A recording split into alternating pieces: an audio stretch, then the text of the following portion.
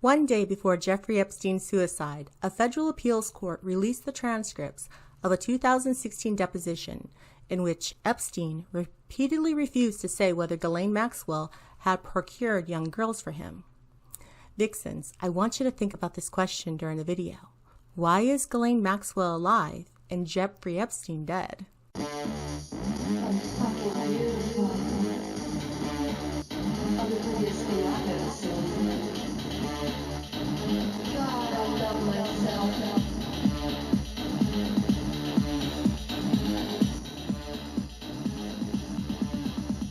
Hello Vixens, thank you for joining me.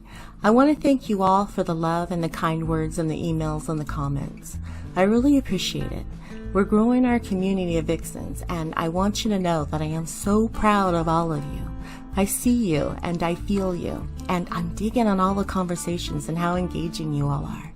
Now Vixens, I don't want you to miss anything, so check under the community tab where I post most frequently, or you can find me on my Instagram and Twitter. And you can always email me. I promise I respond back. Now, if this is your first time here, please take a moment and subscribe so you can be a part of it all too. Hello Vixens! In today's video, we are going to discuss the karma that has finally caught up with Ghislaine Maxwell, the British socialite and heiress that was the right hand of disgraced financier Jeffrey Epstein. Additionally, we are going to explore the toxic nature of Ghislaine Maxwell and where she falls in the psychopathic profile. And finally, we will touch on the dark art of sexual slavery and how Ghislaine trained girls to become sexual slaves for Epstein and other wealthy elites. First, let me explain quickly what karma is and what it's not. To begin with, karma is a spiritual consequence of actions we have rolled over forward from one lifetime into the next. Even in our present life, the accruement of karma is balanced out through physical control dramas playing out on the stage of our everyday lives. Karma uses our bodies, thoughts, feelings, relationships, circumstances, and experiences to teach us lessons through our human experience that benefits our spiritual growth. Look at karma as an opportunity to reap a harvest. Karmically speaking, there's no such thing as a good harvest or a bad harvest. It's just our harvest from the life choices that caused our karma accrual in the first place. Now, souls, we are spiritually held accountable for what we create, promote, and allow in our lives. We are constantly in the process of accruing and balancing out our karmic debts of responsibility for our creations. So basically, karma demands that we take responsibility for the decisions that we make and become accountable for the comfort or destructions we put out. Our karmic debts are part of our spiritual growth, and as we come to know ourselves and others as divine beings, we enter into a state of God consciousness. What karma is Ghislaine learning? Well, she's learning the value of a human life, her own and others. In this instance, the karma we are seeing is what biblical literature calls the sins of the father. Now, Ghislaine Maxwell is the daughter of disgraced British media baron Robert Maxwell.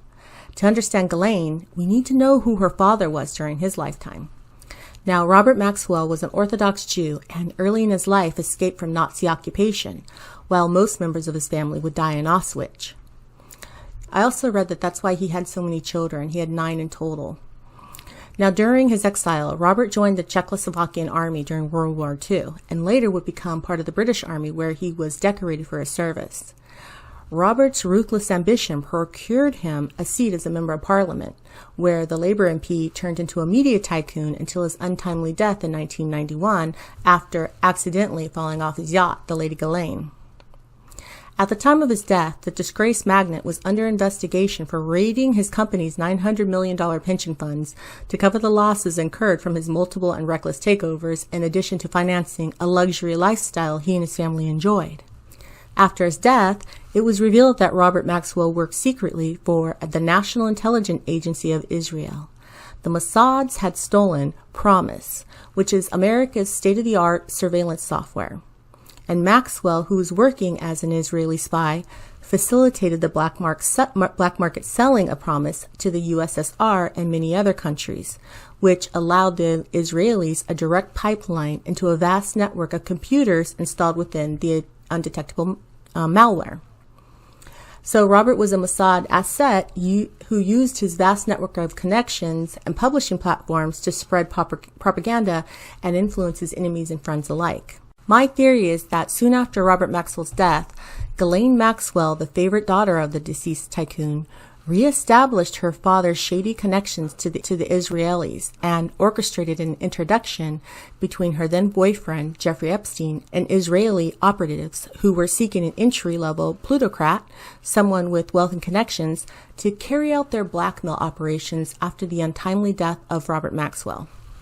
So Ghislaine's role as Epstein's chief procurement officer, or pimp for short, was as a fully cognizant co-conspirator in an operation aimed at strengthening Israel's criminal enterprises. So in my opinion, Ghislaine Maxwell is an Israeli operative positioned to bring down many prominent academics, politicians, business leaders, celebrities, and even British royalty.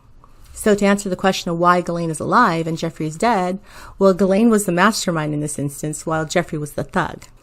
The most interesting aspect of this case for me is the behind-the-scenes fuckery. Like, why did Trump fire New York's top federal prosecutor, Jeffrey Berman?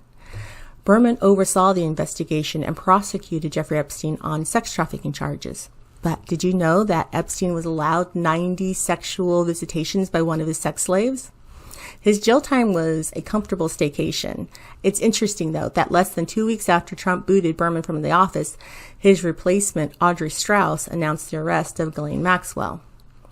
During a news conference soon after Ghislaine's arrest, Strauss told viewers that her administration had been discreetly keeping tabs on Maxwell, adding that they pounced when they learned recently that she was slithered away to a property in New Hampshire, which is bullshit because 10 months ago, CBS This Morning confirmed that Ghislaine was living at the secluded New Hampshire mansion. Now, although we have yet to see a mugshot, Ghislaine has been charged with 6 criminal counts.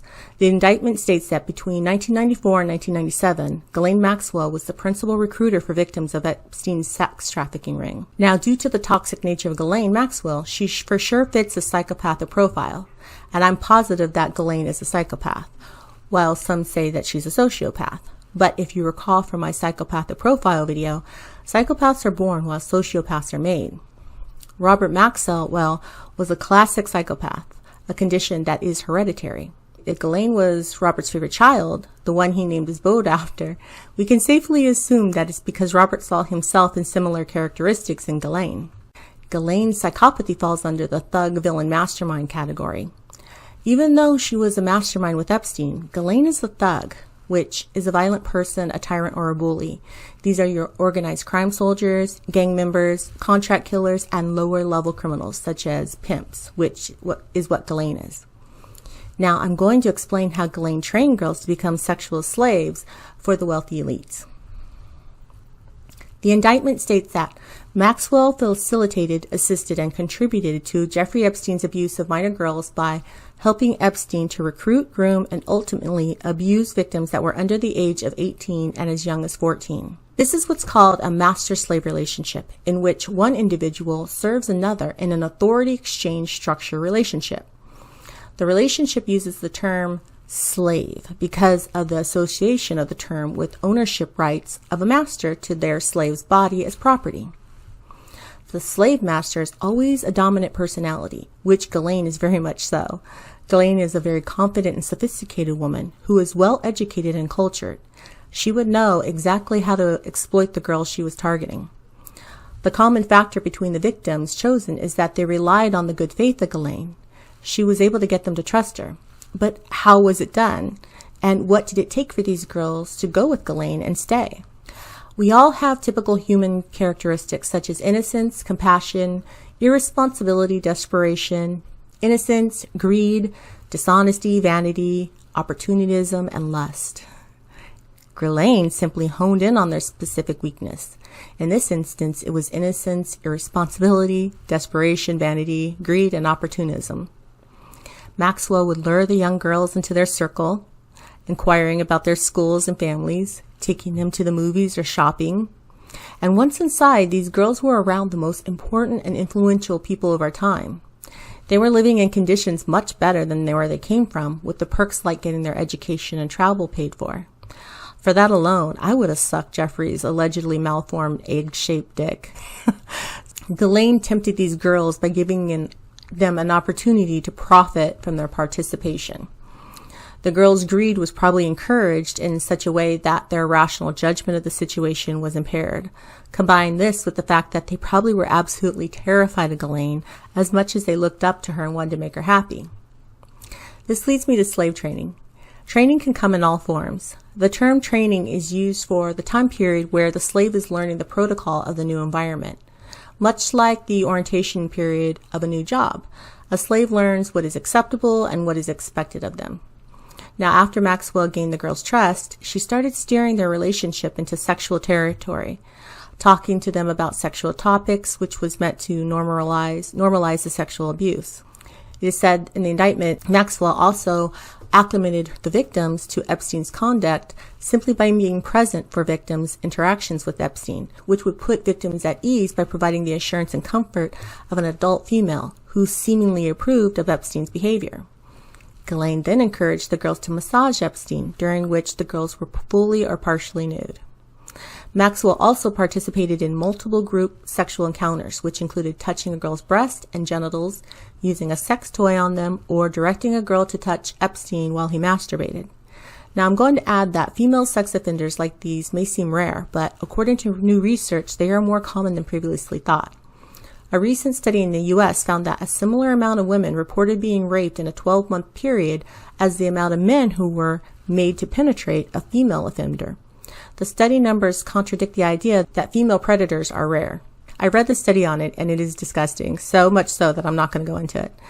But the ultimate goal of training a slave is to surrender, to accept the rules and orders given without question.